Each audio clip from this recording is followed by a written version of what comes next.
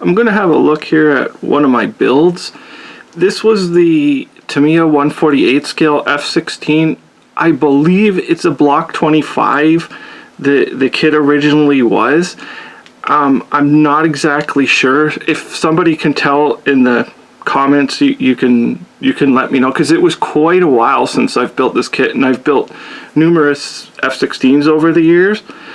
As far as the kit goes, just as a review, I would say the Tamiya F-16, it's the best F-16 out there, and it might even be one of the best aircraft models out there. There's really nothing, there's really no drawbacks to it, other than maybe the way they split up some of the components, but really nothing I can say bad about the kit.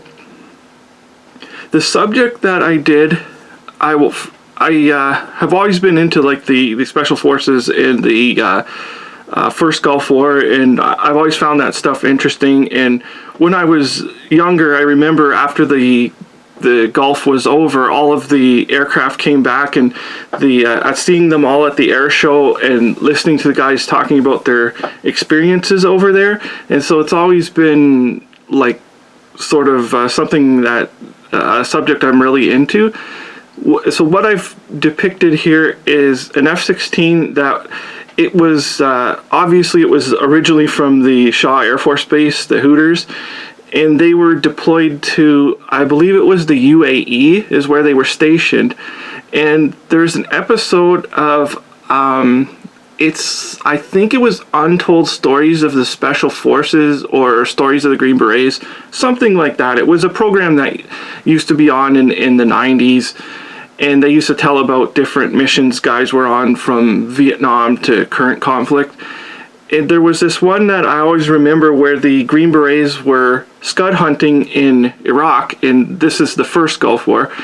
And there's this part where they get into this irrigation ditch, and they ended up, because they had penetrated so far and they were kind of cut off, and for whatever reason they stumbled on this like mini Iraqi army. There was armored vehicles, and there was like over 100 Iraqi troops, and what they had to do was call in for air support, and the only thing available was an F-16, but the F-16, it had anti-armor cluster bombs on it. That was the armaments, so they were debating whether they should go in there or not, and the Green Berets were in such a desperate situation, they said just send it in on them. Like they called the airstrike in on themselves, and they said they would bury themselves in the sand, I think, at one point, and the pilot said that it's not going to do any good because they're anti-armor projectiles, so they can bury as deep as they want, and because they're penetrating projectiles, it's not going to help them. But anyways, in the end, they came in and they wiped out this whole Iraqi, I'm not sure what it would be called, like a company of soldiers or whatever, and the Green Berets ended up surviving and getting out of this situation. So I wanted to depict that aircraft.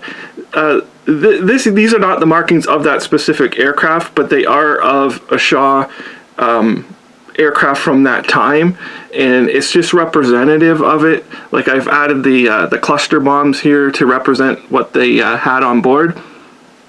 And so I will just give I'll just go around a little bit and see some more of the details on the aircraft. And I will spin it around here. The Tamiya kit is just it's an amazing kit to put together for any skill level, really, because you can go nuts with the detail, or even just an amateur putting one together, you'll be happy with the results no matter how you do it.